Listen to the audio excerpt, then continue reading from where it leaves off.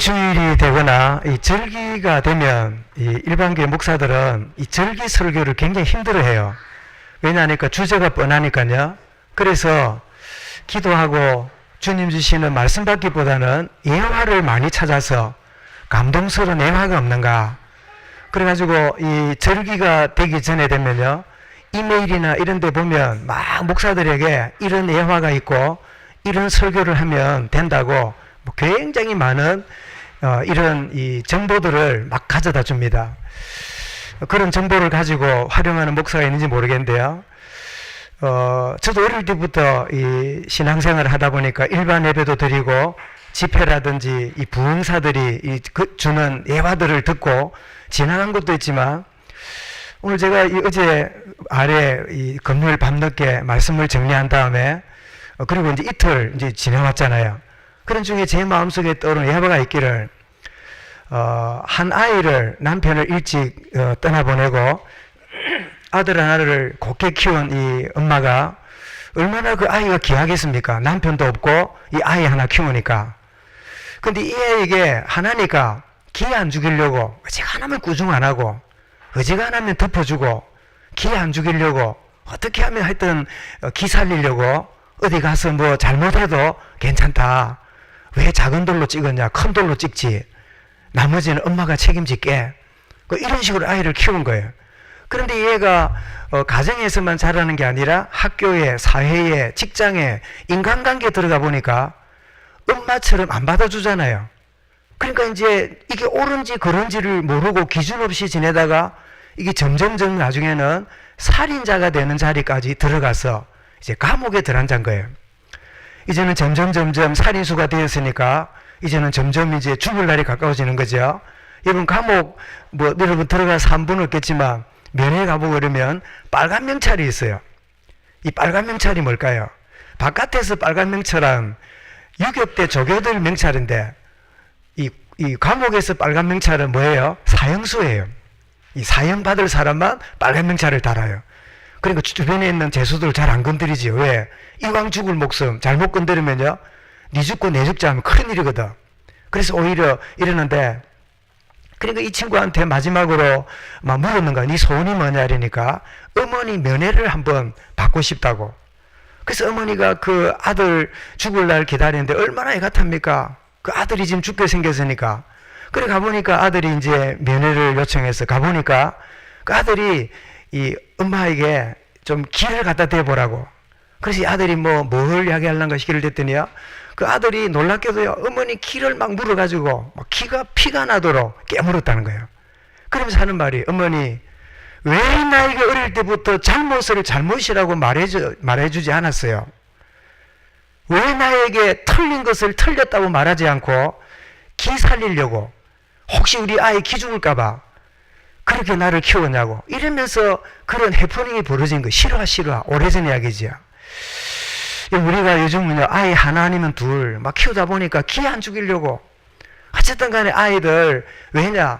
대부분 부모 세대들이 위에 이 근대적인 유교 문화 속에서 음하게 자라다 보니까 그렇게 음하게 자란 나의 상처 때문에 아이들을 필요 이상으로 잘해주려 하고 꾸중 안 하고 잘잘못을 이야기 안 하고 키우는 또 다른 문제가 있어가지고 이 아이들이 자기밖에 모르는 그런 아이가 되어져서 있었던 그런 한 이야기겠지요. 그런데 여러분, 어머니가 어떻게 자식 보고 아들이 아무리 귀하고 해도 아들아 이건 아니야, 이건 틀린 거야 말했을까요, 안 했을까요? 부모가 말했겠지요. 말했겠지만은 그 아이 마음속에는 듣고 싶은 말만 듣지 엄마가 말해주는 올바른 말은 뭐로 들려요? 잔소리로 들리는 거예요. 이게 문제입니다. 제가 말하고 싶은 이야기가, 어느 교회에 하수 100년 이상 된 교회니까 이런 100년쯤 지나면 아무리 목회자가 오래 계셨다 하더라도 적어도 20년에 한 번만 있어도 뭐 대여섯 명 이렇게 물러가고 그랬지 않겠어요? 목회자는 물러가는데 누구만 남아요? 교인들은 평생 있잖아요. 요즘이야 도시문화니까 뭐 이사도 가고 이러지만 옛날에는 시골 같은 데는 거기 태어나면 거기서 평생에 늙어 죽는 게 우리 일반적인 우리 삶의 형태잖아요. 교회가 굉장히 고질적인 아주 문제가 많은 그런 교회에 어떤 젊은 목사가 부임을 한 거예요. 그래서 메시지를 이제 하는데 교인들이 은혜를 많이 받았어요. 야, 정말 그동안 캐캐 묵은 메시지가 아니라 정말 이 신세대 감각에 맞는 너무나 중요한 말씀 받았다. 아멘하고 온 교인들이 또 기대를 하고 두 번째 주일 참석했어요. 했더니 똑같은 본문에 똑같은 설교를 하는 거예요. 그 이상하다. 목사가 저기 치매가 있나? 왜 지난주 했던 설교를 똑같은 예화를 또 하는가? 우리 교인들이 뭐 긴가민가 해도 뭐 이유가 있겠지 뭐. 이래가지고 이제 끝난 다음에 세 번째 주일이 됐는데 놀랍게도 또 똑같은 본문과 똑같은 말씀을 또 전하는 거예요. 이런 교인들이 서로 쳐다보고 이게 무슨 일인가 이게? 응? 왜 이런 똑같은 메시지를 하고 있는가? 우리가 바본가? 여러분 교인들은 설교를 기억을 못해도 뭐는 기억하지요? 예화는 귀신같이 기억합니다. 지금 써놓은 거다 저거. 이러거든요. 그런데 이제 교인들이 분위기 이상한데 그래서 좀 기다려보자. 넷째 주일이 됐어요. 넷째 주일이 된 목사님이 서가지고 설교를 하는데 또 똑같은 본문에 똑같은 설교 예화를 하는 거예요. 그때 드디어 교인들이 이제는 예배 시간에 웅성웅성해요. 이게 목사가 이게 뭔가 의도가 있다. 이게 뭐가 바쳤거나 이게 뭐 치매가 있거나 문제가 있다. 아니면 설교 준비를 안 하고 일났었거나 이 무슨 문제가 있다. 이래가지고 막 교인 분위기가 심각한 거예요. 그 분위기를 목사가 느꼈을까 못 느꼈을까? 느꼈겠지요. 드디어 설교를 마칠 때쯤에 이 목사가 이런 이야기 하는 거예요. 여러분에게는 새로운 메시지가 필요한 게 아닙니다. 그 받은 하나님 말씀을 붙잡고 그 말씀이 내면화되고 그 말씀으로 순종으로 나아가지 않으면 그 다음 단계 메시지가 필요치 않습니다. 1 더하기 1을 가르친 아이가 2라고 배우면 그 다음에 3 더하기 4가 갈 건데 1 더하기 1밖에 아직 인식이 안 된 아이 보고 그 다음에 두 번째 산수할 때 곱하기를 가르치면 얘는 진도가 안 되는 거예요. 그리고 교인들이 이제 그 말을 딱 들을 때 아주 자존감이 센 사람은 어떻게 느껴요? 자존심 상하겠지요. 뭐 우리를 뭐 기초밖에 모른단 말이냐? 그런데 이 중심을 가진 사람들 대부분은 그렇다. 우리는 좋은 메시지, 막 기가 막힌 메시지, 색다른 메시지 거기에만 익숙해 있었지 그 받은 말씀이 나에게 적용되고 그 말씀 붙잡고 살아가는 이거는 없이 기만 즐겁게 살았던 우리였구나. 그래서 그 교회에 큰 변화가 일어나기 시작했다는 거예요. 우리 장로님 기도하실 때 참 지난주 메시지를 붙잡고 기도하시는 걸 함께 고백하잖아요. 여러분 지난주 서론이 뭐였지요? 우리가 말씀을 잘 듣지 않고 순종하지 못하는 세 가지 이유가 있다. 첫 번째 뭐라고요?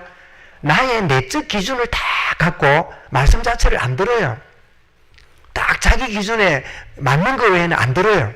딱 자기 기준을 가지고 그냥 말씀이 그냥 흘러나가는 거예요. 또 길 위에 떨어진 씨앗처럼. 두 번째는 뭐지요? 말씀이 들어와요. 들어와서 좀 고민을 해요. 내가 이를 했는데 말씀 들어보니까 저래야 되는가? 내 마음에 충돌이 일어나요. 갈등도 일어나요. 어떤 사람은 조금 기도도 하는 척 해요. 그러나 결국은 뭐예요? 자기 내적 기준으로 결국 결정해요. 조금 고민을 하지만 포럼할 때 이러면 안 되는데 했었지만 결국 가만히 보면 자기가 하고 싶은 대로 결정한 대로 또 살아가요. 세 번째는 뭐라고요? 내가 순종하고 싶어요. 순종함이 하나님의 계획이구나 알아요. 그런데 누가 방해한다고요? 옛 주인인 사단이 여러 모양으로 가족을 통해서 친구를 통해서 하여튼 나는 하고 싶지 않은데 내 환경 자체가 사람이 하는 것처럼 보이지만 사실은 뭐예요? 사단이 우리를 방해하고 해방 틀어서 결국은 뭡니까? 결국은 순종이 아니라 내 하고 싶은 대로 살아가는 이게 우리의 모습이라고 지난 우리 서론에 말씀 받았잖아요. 그래서 저도 말씀을 자꾸 전할 일이 아니라 정말 우리가 함께 받은 말씀이 내 속에 얼마나 구체적으로 적용되고 내가 누리고 있는가를 확인해야 되겠다. 그런 마음이 있는데 우리 장로님도 그런 기도를 하시니까 제가 목사가 힘을 얻는 거예요. 여러분 요즘에 와서 여러분 저도 제게 어떤 변화가 있는가 하면 제가 이 복음운동 하면서 거의 20년 이상 제가 이제 몇 년입니까? 80 이제 2년도 82년부터 시작했으니까 지금 몇 년입니까? 지금 19년이잖아요. 몇 년 되지요? 27년입니까?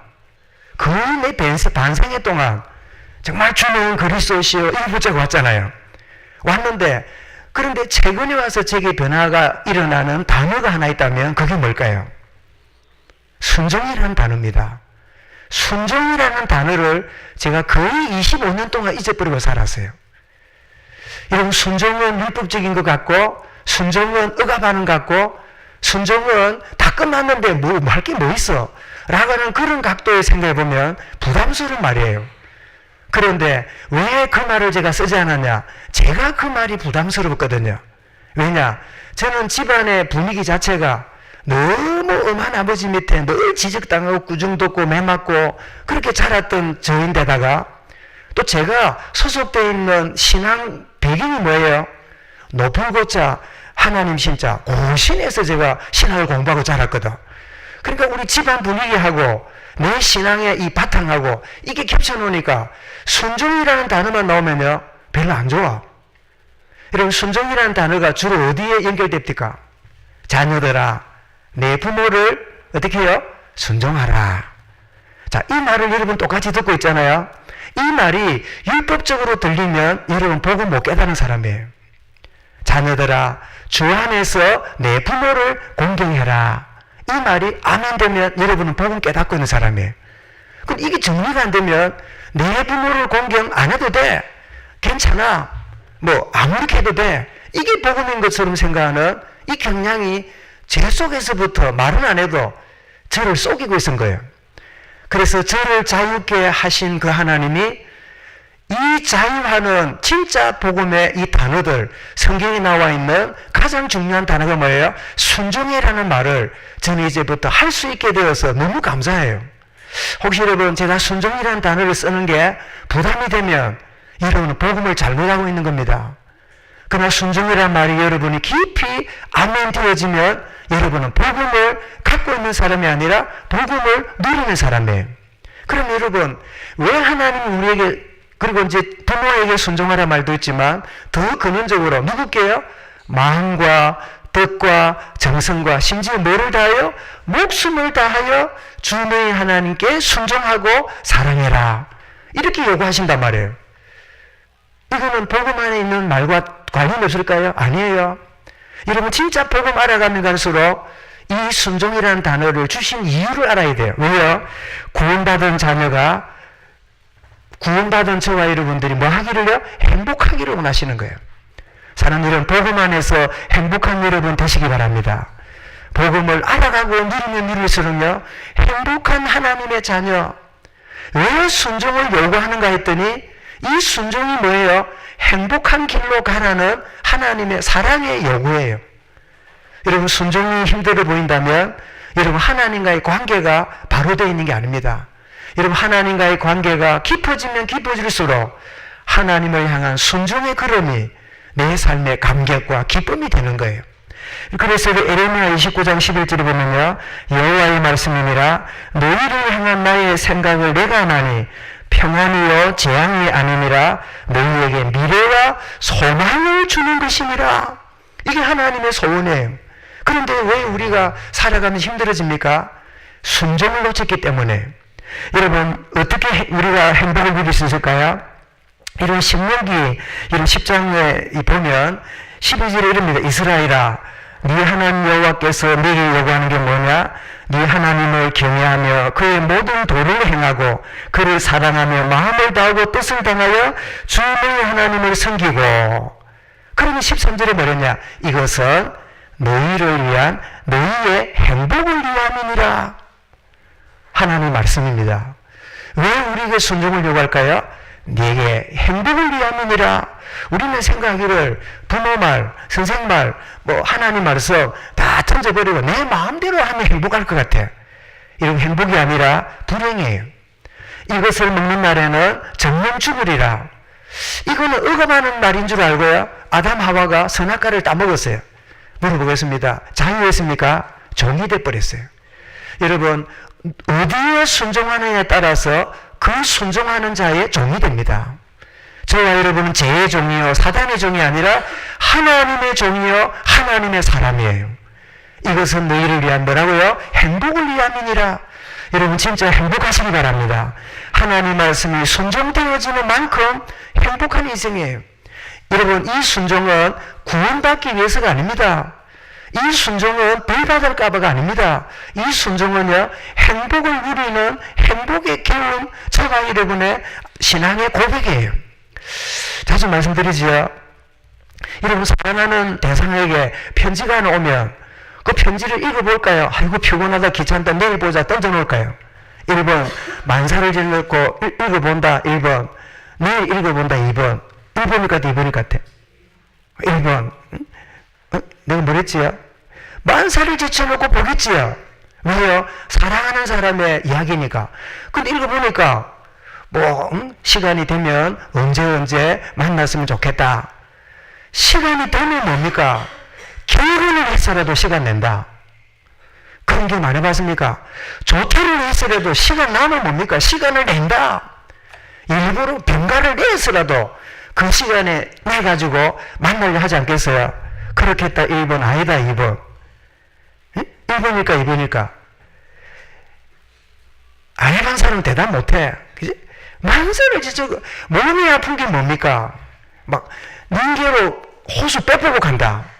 왜요? 사랑하는 사람과 만나는 그게 즐거우니까 막 힘이 나요. 여러분 하나님이 우리에게 순종을 요구하는 게 뭐라고요? 행복을 위함이니라. 나를 사랑하사 자기 아들을 영원한 제물로 드리신 아들까지 드리신 그 하나님의 그 은혜가 말씀을 통하여 주어지는데 우리가 뭐가 돼요? 싫어요. 귀찮아요. 짜증나요. 내일 볼게요. 그래 될까요? 만사를 지쳐놓고 하나님 주시는 말씀을 가까이 하게 되겠지요. 여러분 정말 행복하시기 바랍니다.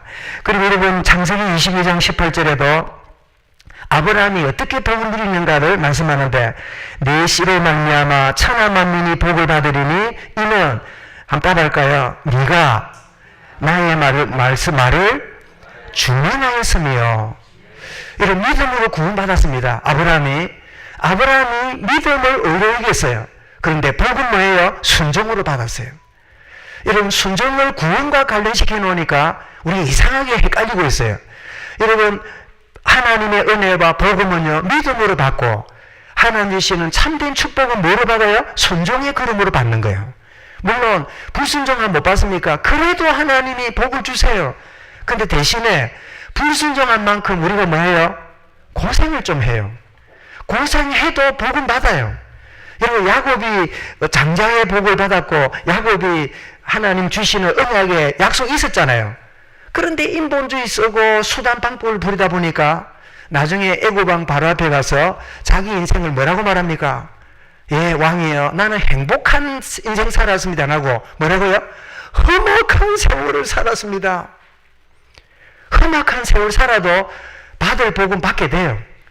근데 우리가 순종하는 뭐예요? 행복하게 복 받으면 좋잖아. 안 그래요? 한번 따라합시다. 행복하게 복 받으리라. 험악한 세월 받은 다음에 할 수 없이 받는 복 말고 행복하게. 옆에 보면 말합시다. 행복하게 축복을 누립시다. 이게 하나님의 마음이에요. 우리가 행동들이 원하는. 민수기 10장 32절에는 보니까요. 동행하면 여호와께서 우리에게 복을 주시니. 뭐 하면요? 동행하면. 그래서 여러분 혹시 얼마 전에 선전 보았습니까? 동행이란 말은 같을 동자, 행할 행자. 같이 행하면, 동행하면, 동행한다. 이랬었어요. 그 뒤에 동행은 뭐랬냐?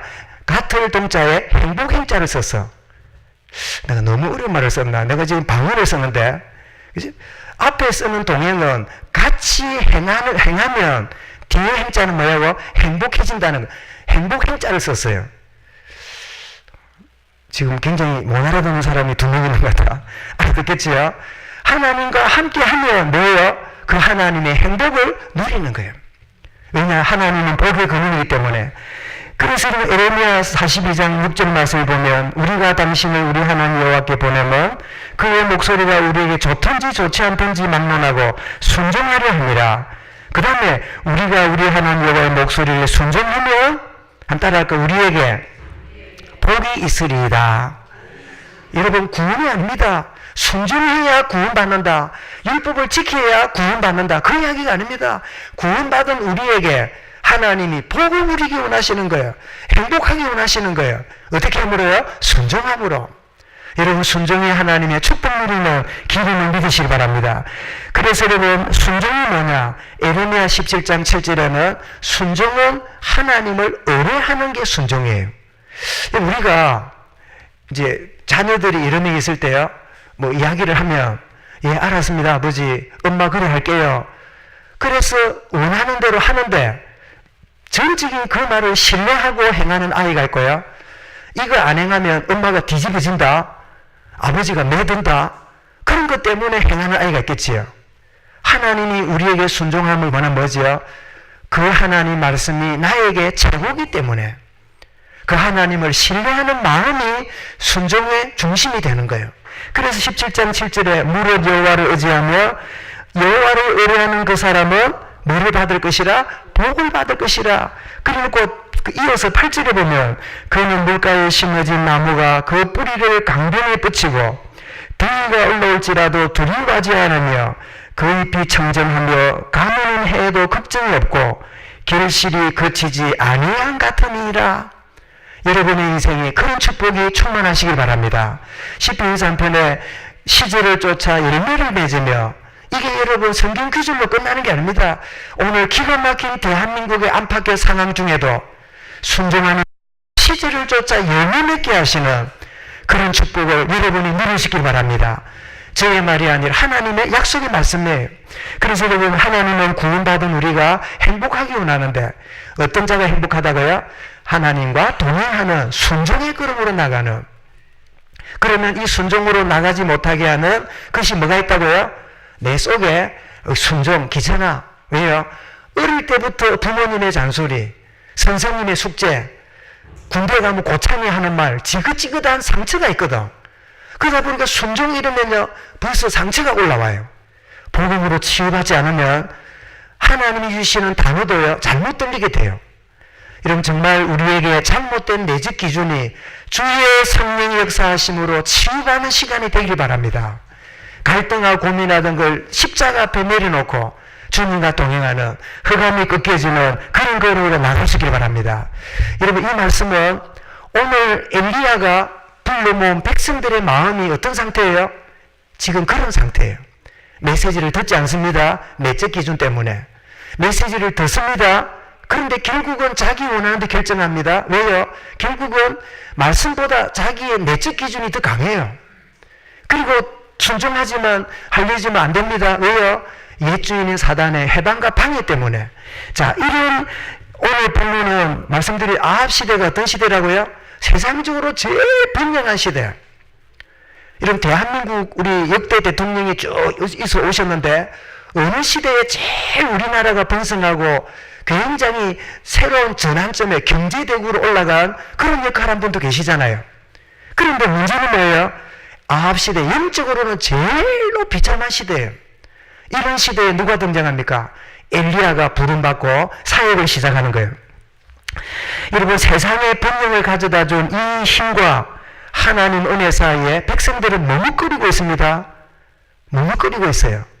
뭘 보는 것 같아요? 오늘 우리의 모습 보는 것 같지 않습니까? 세상의 번영이 부러워하고 있는 우리, 그래도 은혜 받아야지 하는 이 사이에 머뭇거리고 있는 이런 모습을 보게 되는데, 그 결정적인 역사를 어느 산에서요? 갈멜산에 올라갔잖아요. 그런데 여러분, 갈멜산이라는 갈멜이 무슨 뜻인지 압니까? 과수원이란 뜻이에요. 가수원이 있는 산이에요.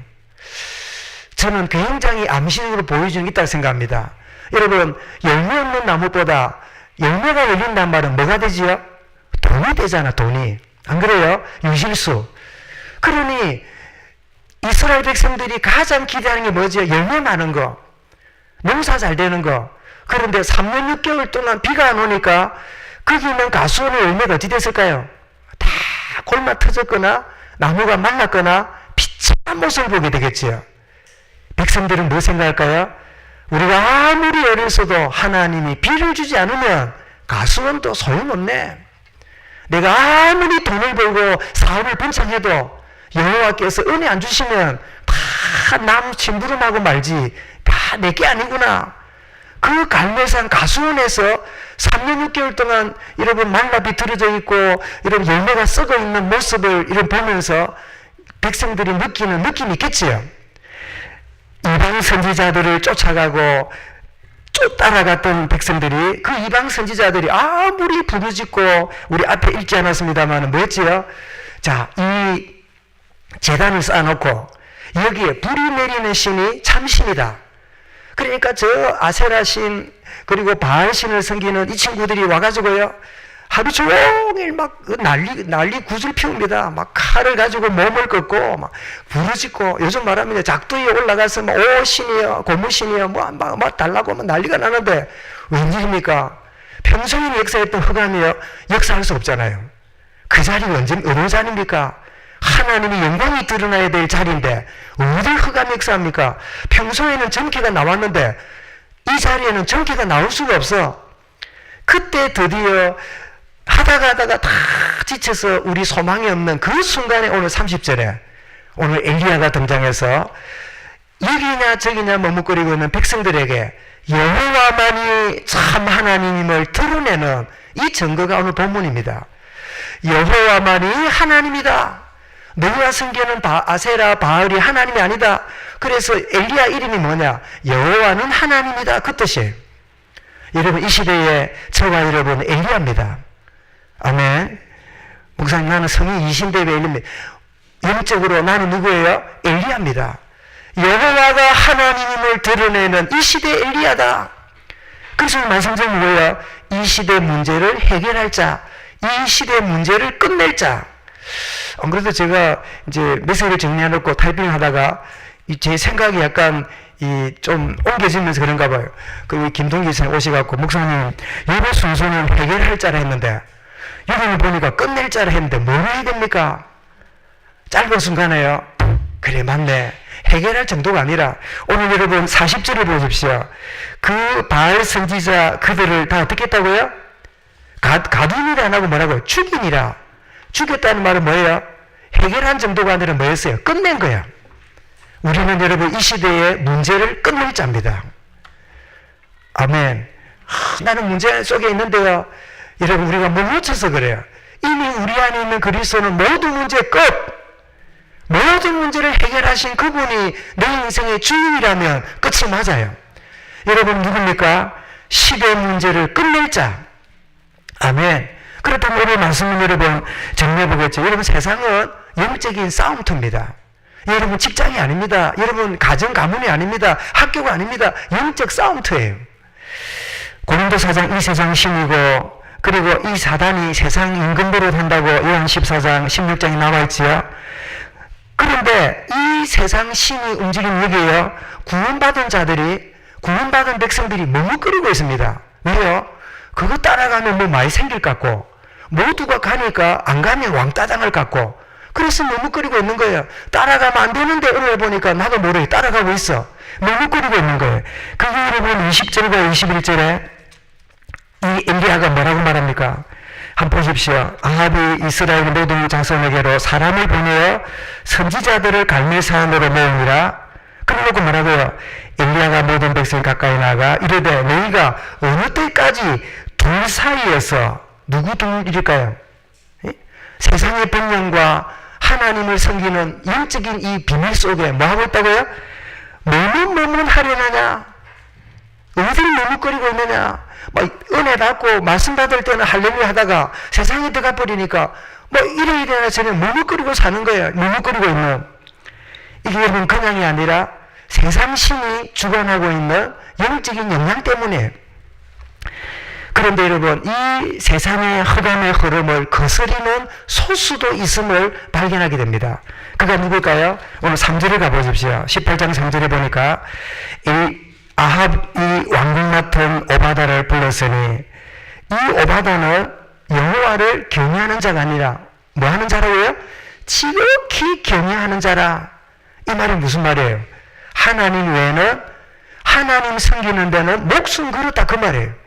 여러분 그리스도가 여러분의 주인이 아니라 지극히 그리스도만 주인 되시기 바랍니다. 지극히 여호와를 온전히 섬기는 오바다는 주의 종이라는 이런 뜻을 가졌는데요. 이 오바다는 세상 인근을 움직이고 대부분의 사람들이 머뭇거리고 있는 그 세상 현장에 세상의 흐름을 거스리는 영적 소수의 자리에 있을 뿐 아니라 원수의 목전에서 하나님의 축복을 누린 그런 사람이에요. 자기 믿음만 지킨 게 아닙니다. 여러분 아시지요? 4절에 보니까 아합이 무슨 일 했지요? 14절에, 그냥 4절에 이세벨이 여호와의 선지자들을 멸할 때에 선지자들을 다 죽이는 그럴 때에 오바다가 뭐 했지요? 선지자 100명을 가지고 50명씩 굴에 숙이고 떡과 물을 먹였더라. 여러분 100명에게 물과 떡을 먹인다 할 때 한 끼가 이러면 얼마 듭니까? 이 경제만 해도 단순한 문제가 아니에요. 어쩌면 오바다가 한 달에 월급이 얼마인지 모르겠는데 이 말하자면 이 왕궁 맡은 자라 했으니까 비서실장이잖아요. 혹시 장모님 우리 지금 청와대 비서실장 월급이 얼마인지 혹시 우리 신문에 가끔 납니까? 10만 원대는 아니겠지요. 뭐 적어도 100만 원 되고 판공비나 활동비까지 나오면 적어도 동그라미가 7개일 거예요. 내가 너무 어렵게 말했나? 7개가 얼마예요? 1000만 원대일 거예요. 이것저것 하면. 그죠? 그러면 이 100명을 먹이는데 자기 월급 받아가지고 기본적으로 먹는 거 외에는요, 다 선지자를 위하여 그 시대의 영적 싸움을 위하여 헌신했던 만큼 이런 사람이 누구예요? 오바다예요. 여러분, 여러분의 수입 중에 얼만큼 하나님 복음과 영광을 위하여 내가 사용되고 있는가 한번 점검해 보시기 바랍니다. 그런데 이 오바다는 누구라고요? 오늘 12절을 한번 보십시오. 12절에 보니까 이 엘리야를 만났을 때 자기 신앙 고백을 합니다. 저는 12절 끝에 내가 뭐라고요? 당신의 종은 자기를 두고 말합니다. 어려서부터 여호와를 경외하는 자니라. 언제부터요? 어렸을 때부터 여호와를 경외했다는 거예요. 그럼 여러분 오바다는 엘리야를 만나기 전에 이미 어디부터요? 렘넌트 그 가정 가문의 영적 훈련이 된 거예요. 오늘 여러분 어린이 주일을 맞이하면서 아까 말씀드린 것처럼 절기니까 절기 본문을 찾아서 해야 되겠다 생각했는데 놀랍게도요 어린이 메시지를 하나 주시는 거죠. 시간 맞춰서. 여러분 12절에 어려서부터 여호와를 경외한 자라. 이 말은 잠언 22장 6절에 마땅히 행할 길을 아이에게 가르치라. 그리하면 뭐라고요? 늙어서도 그것을 떠나지 아니하리라. 여러분 우리가 늦게 복음 깨닫다 보니까 복음 따로 내 내적 기준 따로 해갖고 뭐 한다고요? 툭 하면 갈등하잖아요. 툭 하면 싸우잖아요. 툭 하면 나도 모르게 헛된 시간을 보내잖아요. 왜 렘넌트를 일찍부터 언약 속에 있게 만들어야 됩니까? 갈등하는 우리와 달리 어릴 적부터 하나님을 온전히 섬기는 오바다 같은 렘넌트 자녀들로 일어나게 해 주옵소서. 기도 제목 잡는 시간 되시기 바랍니다. 여러분 마태복음 19장 14절에 보면 어린아이들을 내게로 오는 것을 금하지 말라. 오늘 또 우리 마태 18장에는 뭐라고요? 누구든지 어린아이같이 되지 아니하면 천국에 갈 수 없느니라. 이런 표현이 나오지요. 왜 어린아이들 자는 금하지 말라고 어린아이 같아야 된다 할까요? 여러분 모든 우리의 성인들의 내적 상처는 어릴 적부터 자리 잡았기 때문에 여러분 우리도 모르게요. 형제가 많을수록 첫째냐 가운데냐 막내냐에 따라서요. 영적 문제를 자리 잡습니다. 또 여러분 집안이 크냐 작으냐 뭐 가난하냐 부하냐 많이 배우냐 작게 배우냐 이 모든 것들이요. 나도 모르게 어릴 적부터 자리를 딱 잡아서 비교의식, 열등의식, 우월의식, 분노 혹은 우울증 이 모든 것들이 그냥이 아닙니다. 왜 어린아이들이 오는 걸 금하지 말라고 하시고 어린아이라 할까요? 주님은 우리에게 말씀합니다. 다 내게로 오라. 어릴 적부터 가진 상처에 내면을 치유받아라. 오늘 어린이 주일에 아이들을 위한 주일이 아닙니다. 내 어릴 적부터 복음 없이 성장한 가정과 가문과 성장 배경 속에 자리 잡고 있는 모든 어둠이 어린아이처럼 순전한 마음으로 변하는 치유와 응답의 시간을 누리게 하여 주옵소서. 성장하지 못하게 하는 믿음 가운데 영수는 많은데 믿음 성장하지 못하게 하는 고질적인 내 속에 있는 어린아이, 주의 성령으로 제거하사 하나님 축복의 은혜를 누리게 하여 주옵소서. 여러분, 가끔 신문에 보면 성장판을 자극하는 약이라면서 파는 약을 봤습니까? 여러분, 자녀들이 정상적으로 자라면 다 뻔하게 이제 그냥 지내는데, 다른 애들은 다 150, 160인데 우리 애가 1m가 안 된다. 그러면 부모로서 굉장히 걱정이 돼요. 안 그렇겠습니까? 고등학교쯤 가면요 170, 180이 되는데 우리 애는 120밖에 안 돼. 그러면 걱정이 되겠죠. 그러니까 이제 제약회사에서 이 약을 먹으면, 이 운동을 하면 성장판을 자극해가지고 성장한다는 거예요. 실진지 아닌지 잘 모르겠는데 그럴 수 있겠다 싶어요. 이제 성장하도록. 그래서 저도 이제 우리 아이를 둘 키웠는데, 내가 둘째는 내가 잘 기억하는데 첫째는 하여튼 잘 크라고 쭈쭈를 많이 해줬어요. 쭈쭈 압니까?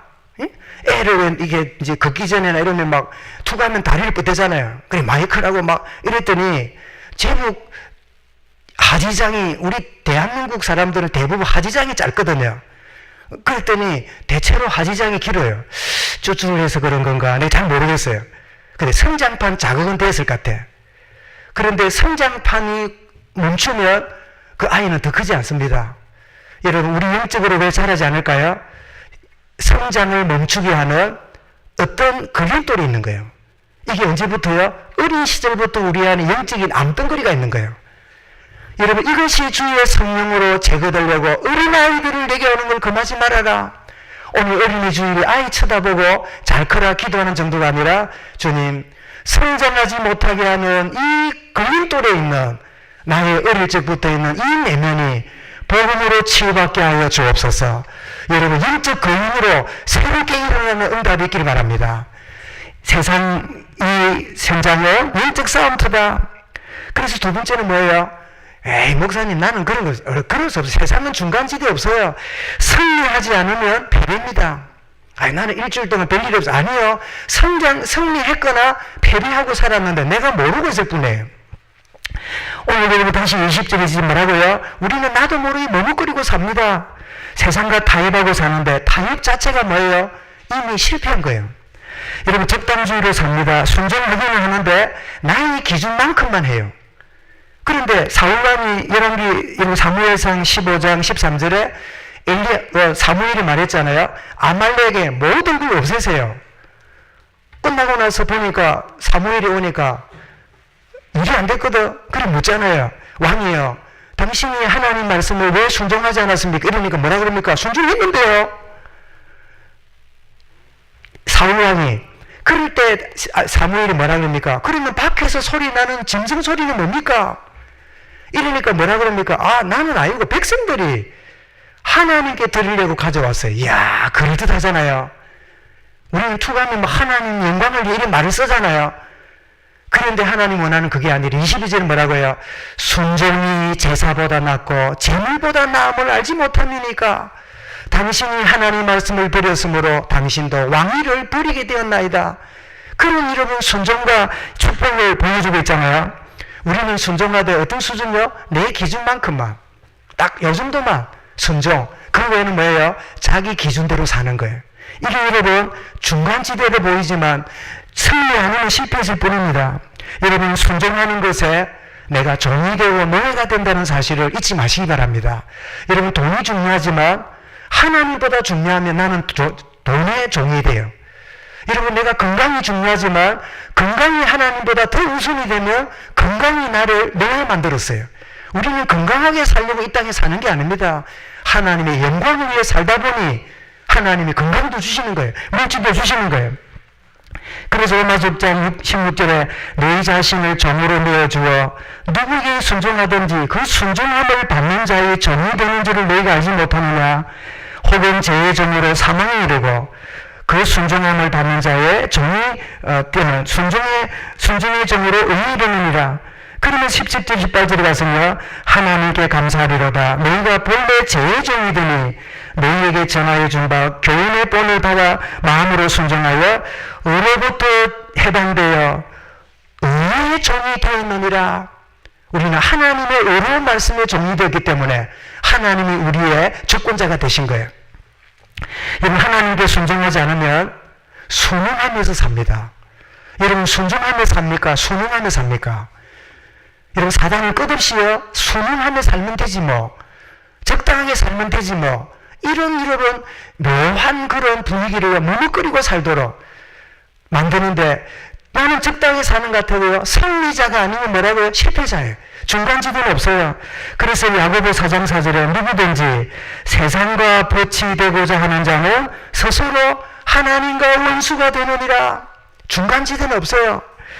여러분, 순종하기로 결단하면 그때부터 주의 영이 참된 자유와 능력으로 역사하십니다. 사랑하는 여러분, 여러분이 주의 영이 임하게 되므로 순종이 얼마나 축복이며 해방이며 자유함이며 행복함인가를 맛보할 수 있기를 바랍니다. 이런 축복이 여러분이 새롭게 시작될 수 있기 바랍니다. 이 시대를 알고 끝내는 자가 누굴까요? 여호와가 하나님이시다. 엘리야 이름이라 그랬지요. 어떤 사람이 이 시대에 엘리야가 될 수 있을까요? 여러분, 예배의 영적 비밀을 아는 자입니다. 여러분, 30절 31절에 엘리야가 이래 안 해도 되는데 그 백성들을 모아놓고요, 뭐 하고 있습니까? 자, 30절 읽어볼까요?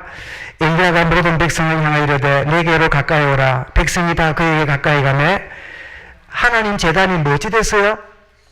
무너진. 여러분, 여러분의 중심에 제단이 무너져 있습니까? 쌓아져 있습니까? 가수원을 쫓아가고 머뭇거리다가 여호와의 제단이 무너졌어요. 여러분은 예배는 참석하는데 하나님을 향한 영적인 고백이 되고 있습니까? 무너진 제단. 이 사실을 그들이 보여준 거예요. 제단을 쌓고 31절에 한번 떨려보겠습니다. 야곱의 아들들의 지파의 소유를 따라 엘리야가 12돌을 지하니 이 야곱은 옛적에 여호와의 말씀이 막 이르시기를 내 이름을 이스라엘이라 하신 자들아. 다윗이 이 야곱이 기름을 부어 세웠던 그 제단을, 무너진 제단을 다시 세우는, 여러분, 이 시대의 문제를 끝내는 자 누구예요? 예배의 영적 비밀을 누리는 자예요. 여러분, 이 축복이 이 시간부터 시작될 수 있기 바랍니다. 여러분, 생명 걸고 예배의 소중성을 아는 자, 이 시대의 문제를 끝내는 자의 출발이에요. 그것이 우리에게 정말 각인되는 축복을 누리시기 바랍니다. 더 나아가서 그냥 예배가 아닙니다. 그 예배는요, 우리끼리 드리는 게 아닙니다. 그 예배는 하나님의 임재가 있는, 하나님의 능력을 맛보는 그 자리예요. 누가 이 시대의 문제를 끝내는 자입니까? 여호와의 이름과 그 능력을 의지하는 자입니다. 32절을 보십시오. 그가 여호와의 이름을 뭐하여? 여호와의 이름을 의지하여. 자, 보십시오. 의지란 말을 빼버리면 그가 여호와의 이름으로 그 돌로 제단을 쌓고 제단을 돌아가며 곡식 종자 두 세아는 우리나라 말로 하면 15리터예요. 15리터 같으면 얼마지요? 한 말 반입니다. 자, 여러분, 말라있는 나무에다가 재물을 두고 불이 안 붙는 걸 하루 종일 봤잖아요. 이방 선지자가 부르짖어도 불이 임하기는 커녕 연기도 안 났잖아요. 그런데 거기다 한 말도 안 되는 물을 부었으니 이게 얼마나 축축해집니까? 근데 그걸 몇 번 했어요? 3번을 3번. 야, 여러분, 왜 엘리야가 3번이나 이렇게 34절 끝에 그랬죠? 또 이르되 3번째 그리하여 3번째로 그리하니 35절에 물이 어떻게 됐어요? 물이 제단으로 두루 흐르고 또랑에도 물이 가득 찼더라.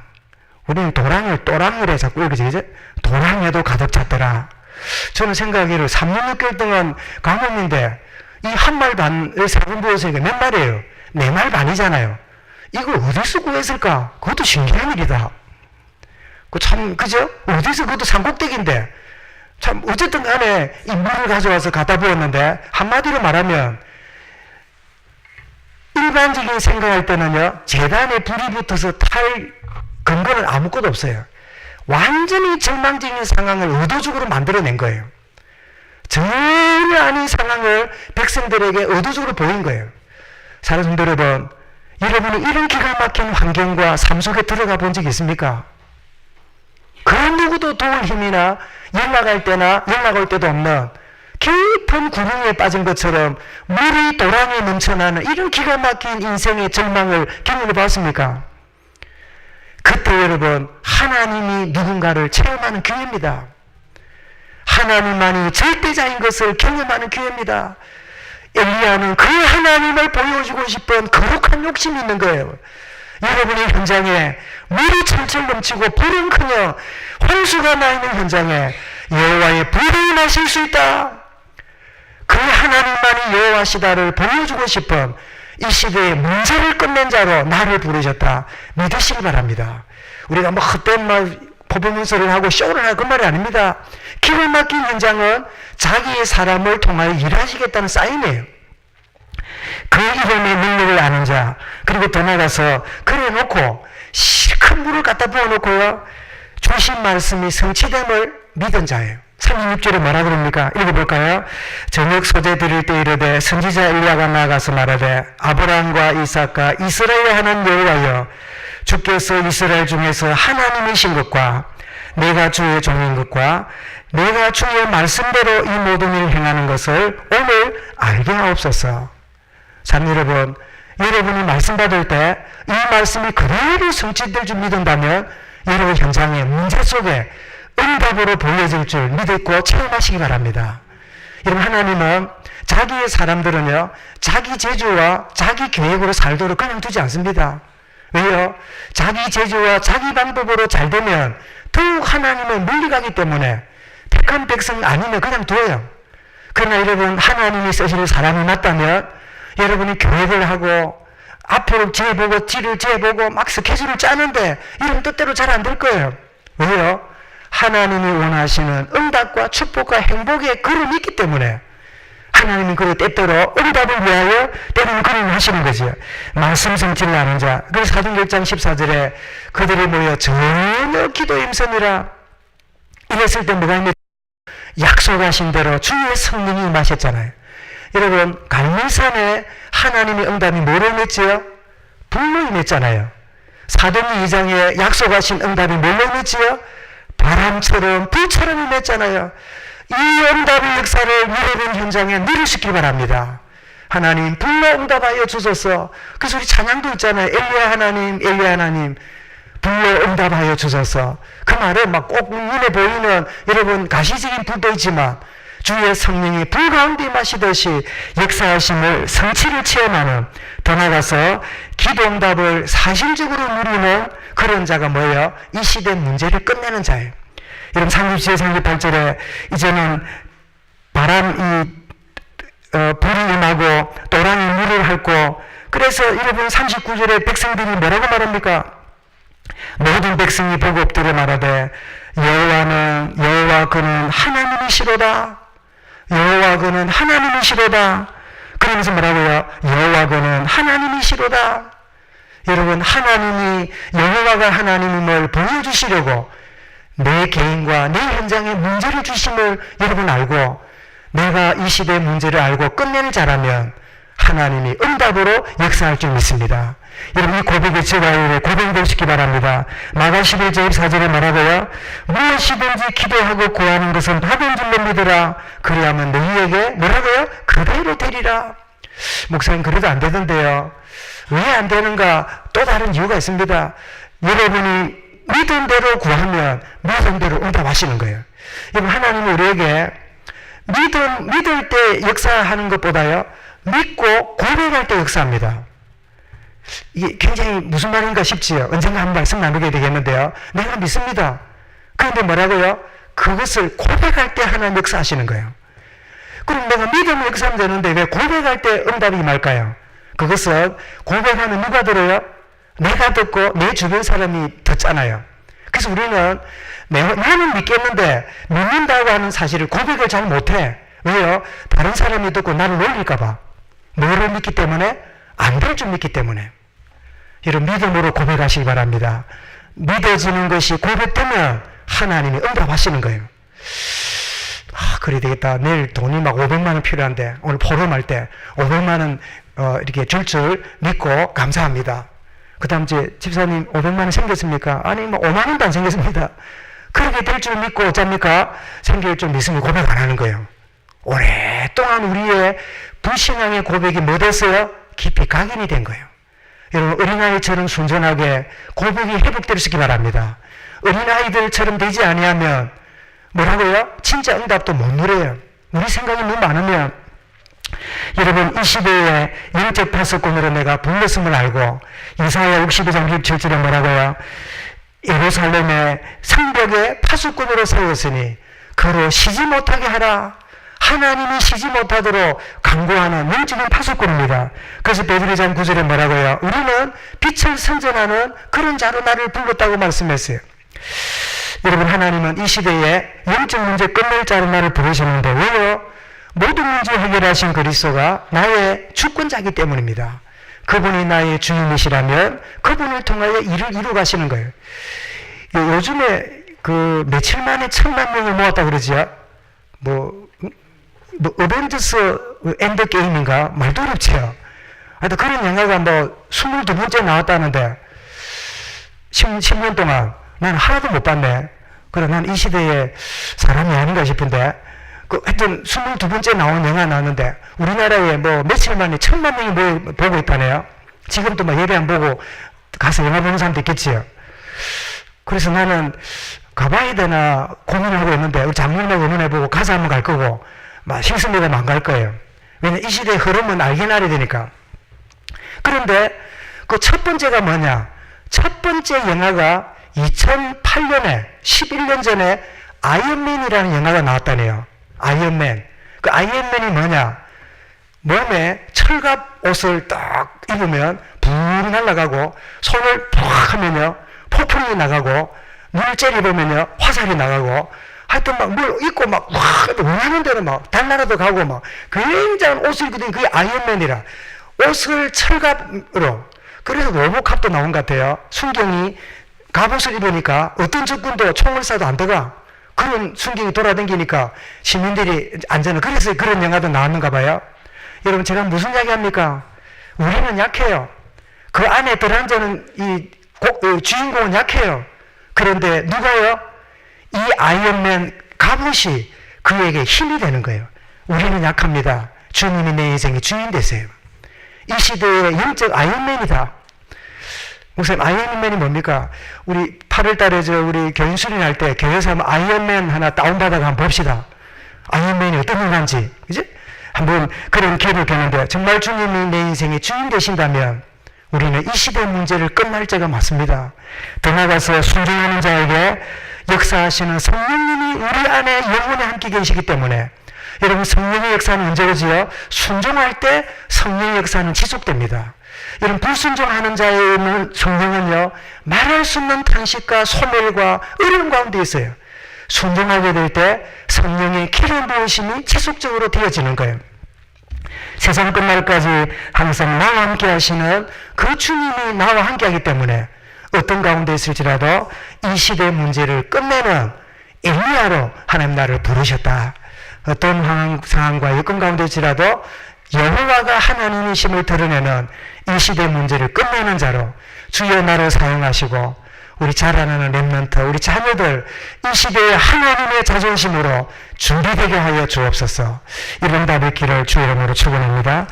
감사합니다. 주님, 이 시대의 문제가 무엇인지 이 문제를 알지 못하면 머뭇거리고 나아갈 뿐인 저들이오나 이 시대의 문제를 알았던 엘리야가 백성들 앞에 영적 예배의 비밀을 알며 하나님의 능력을 의지하며 말씀의 순종을 알며 기도응답의 비밀을 알았던 이 비밀을 가지고 시대 문제를 끝낸 엘리야처럼 이 축복을 누리는 모든 성도들, 자라날 우리 후대들, 렘넌트들 되게 하여 주옵소서.